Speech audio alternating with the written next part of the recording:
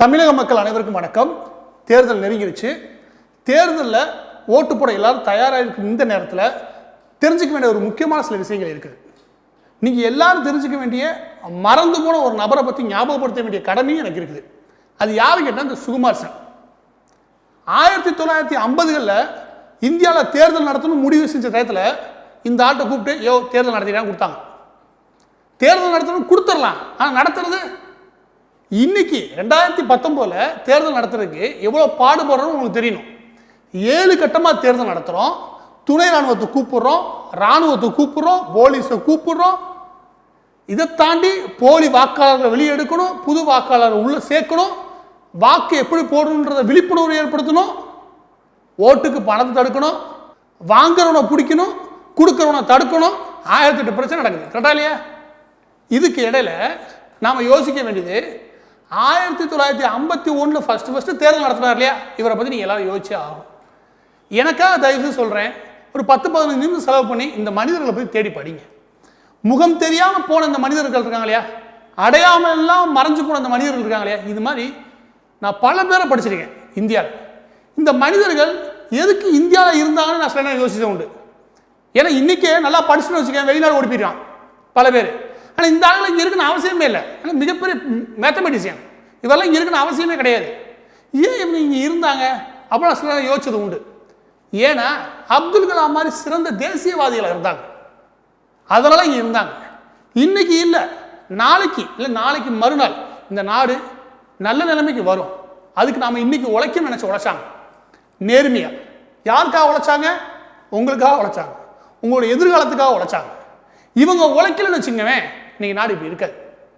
நீங்கள் தேர்தல் நடத்துறதுல அணுவா சிக்கல் இருக்கு இல்லையா, அந்த சிக்கலை ஃபுல்லாக எடுத்து பாருங்க. அது ஃபுல்லாமே இவருடைய ஐடியாவா, இவர் உட்காந்து யோசிச்சு அதுக்கு தீர்வு கண்டுபிடிச்சதா இருக்கும். அது எவ்வளோ சிக்கல் என்று நீங்கள் 1950களில் இருக்கக்கூடிய நாட்டோட நிலவரத்தை யோசிக்கணும். ஏன் அப்படி சொல்றேன்னா 6 மாசம், இந்த 6 மாச கேப்புக்கு முன்னாடி தேர்தல் நடத்தணும் தயாராகும் போது இவருக்கு இருந்த சிக்கல்கள் என்னன்னு கேட்டீங்கன்னா, ஏறக்குறைய இங்கே 85% மக்கள் படிப்பறிவு இல்லாதவங்க, 85%க்கு மேலே படிப்பறிவு இல்லாதவங்க, படிக்க தெரியாதவங்க. அப்போ வேட்பாளருடைய பெயரை சொன்னோம்னா வாசிக்க தெரியாது, வர வச்சிடறது 2ஆம் விஷயம். ஆனால் வந்துட்டு வேட்பாளரோட பெயரை பார்த்து இவங்களால வாக்கு செலுத்த தெரியாது மக்களுக்கு. அதனால தான் சின்னமும் ஒன்று கொண்டு வந்தார். சின்னமும் பார்த்தாது, கலர் பெட்டி வைங்கன்னு சொல்லுவார். அந்த பெட்டி இருக்கு இல்லையா, வாக்கெல்லாம் வாங்கிட்டோம், கொண்டு போகிறோம்னு வச்சுக்கோங்க. மழை வந்துச்சுன்னா, புயல் வந்துச்சுன்னா அதுக்குள்ள ஓட்டு போட்டிருக்கோம். பனிக்காலம்னு ஒன்று இருக்குது, அது அதுக்கு எதாவது அந்த பெட்டியும் தயாரிக்கணும், அந்த பேப்பரையும் தயாரிக்கணும், அதை மடிக்கிறதும் தயாரிக்கணும். ஒரு காலத்தில் அதை எப்படி மடிக்கின்றதெல்லாம் சொல்லி கொடுப்பாங்க. அதுவும் இவர் தான் யோசிச்சது, இவங்க டீமை உட்காந்து யோசிச்சது. சரியா?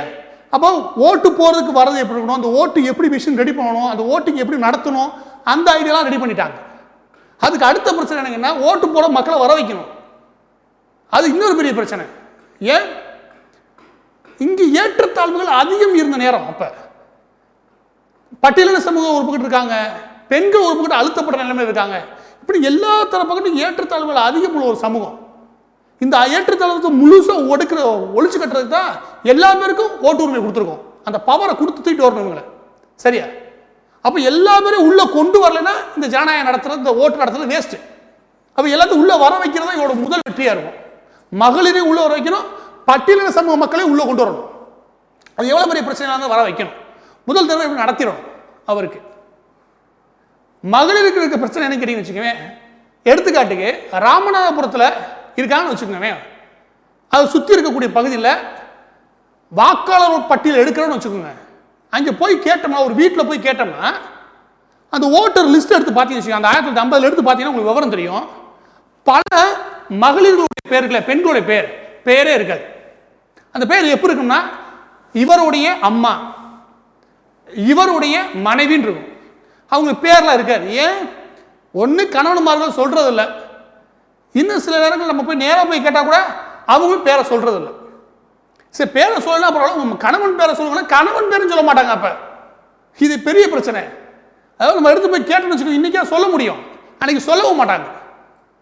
ஒரு லேடிலாம், ஒரு வயதான லேடி அவங்களுடைய கணவர் பேரை சொல்லாம, சரி உங்க கணவர் எங்க போயிருக்காங்கன்னு சொல்லுங்கன்னு கேட்டா பெரிய பட்டணத்துக்கு போயிருக்காங்கன்னு சொல்லியிருக்காங்க. பெரிய பட்டணம்னா என்னன்னு தெரியாது. ராமநாதபுரம்ன்ற பேரை அவங்க பெரிய பட்டணம்னு சொல்லியிருக்காங்க. ஏன் பெரிய பட்டணம் சொன்னான்னு கேட்டதுக்கு, ராமநாதபுரத்தில் இருக்கிற ராமன்ற பேரு அவங்க கணவனுடைய பேரு, அதெல்லாம் அந்த பேரை சொல்ல மாட்டாங்க. கணவன் பேர் மட்டும் கிடையாது, கணவன் பேர்ல வர ஊர் பேரும் சொல்ல மாட்டாங்க. அப்ப எவ்வளவு சிக்கல் தெரியுது அவங்களுக்கு, இந்த சமூகம் எப்படிப்பட்டதுன்னு. நான் ஒரு எடுத்துக்காட்டு தான் சொன்னேன்.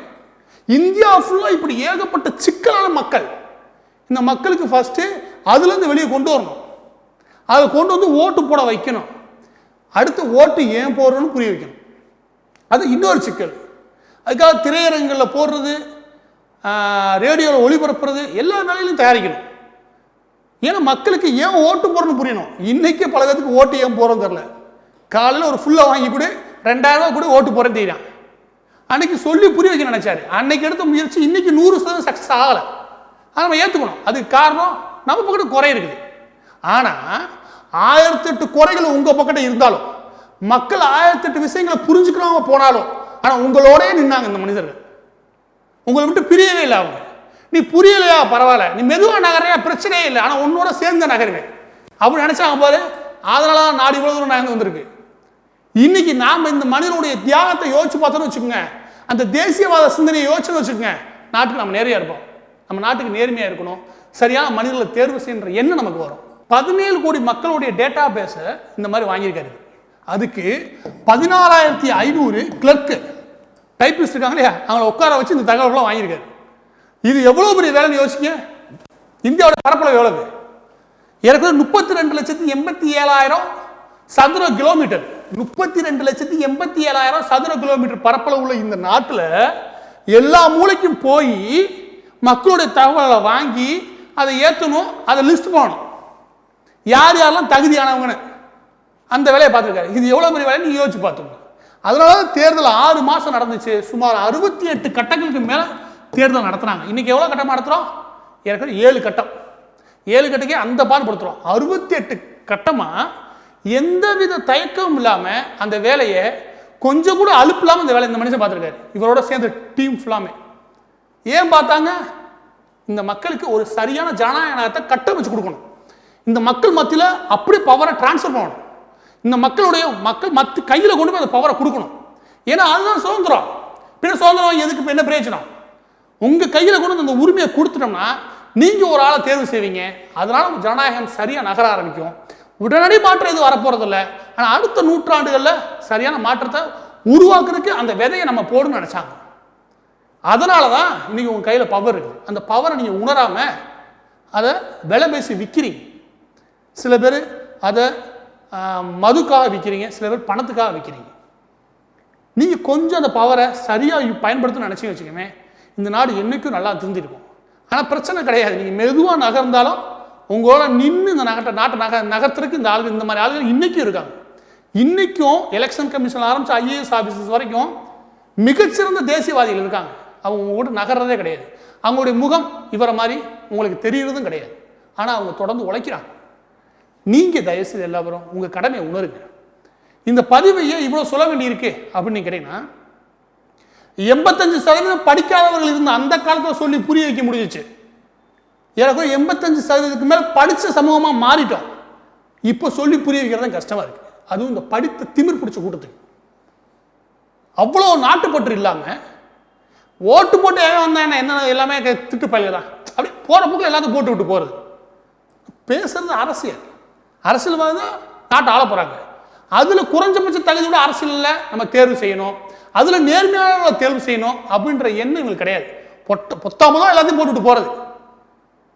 அந்த பழக்கத்தினால என்ன ஆகுதுன்னு கேட்டீங்கன்னா, சென்னை, மும்பை இப்படி பெருநகரங்கள் இருக்கு இல்லையா, பெருநகரங்களில் ஃபுல்லாமே பெரிய அளவில் வாக்கு சதவீதம் கம்மியாகுது.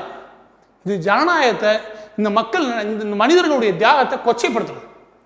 இவங்க எல்லா பேரும் உள்ள வந்து ஓட்டு போட்டு அந்த பவரை நிரூபிச்சு சரியான மனிதர்களை நோக்கி நகர்த்தணும்னு நினைச்சாங்க. ஆனா படிச்சதுக்கு அப்புறம், அந்த திமிர் வந்ததுக்கு அப்புறம், ஒரு மேதாவித்தனம் வந்ததுக்கு அப்புறம் ஓட்டு போற பழக்கத்தையே சில பேர் விட்டுட்டாங்க. இந்த பதிவை நான் ஏன் போறேன்னா, தயவு செய்து ஓட்டு போடுங்க. அதுக்காக தான் இந்த பதிவை போடுறேன்.